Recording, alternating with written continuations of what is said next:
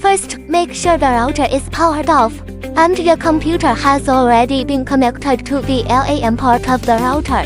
Hold down the restore button on the router, and keep it in place, then insert the power cord. Right-click on the computer network icon to open the network and internet settings. Find the option to change the network adapter. Double-click the Ethernet icon and find Internet Protocol version 4, TCP/IPv4.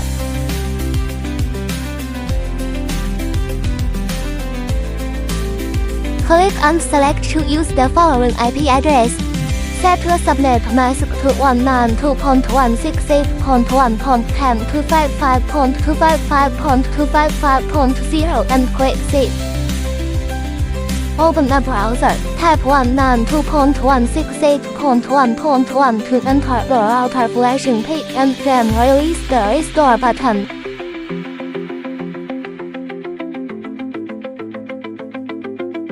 Click on the firmware update and select the file.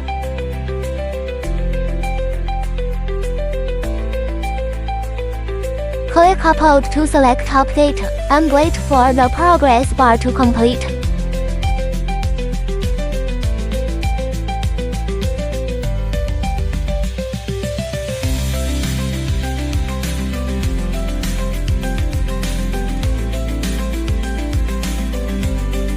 Open a browser and type 192.168.1.1 to jump to the login page, which indicates that the flashing was successful.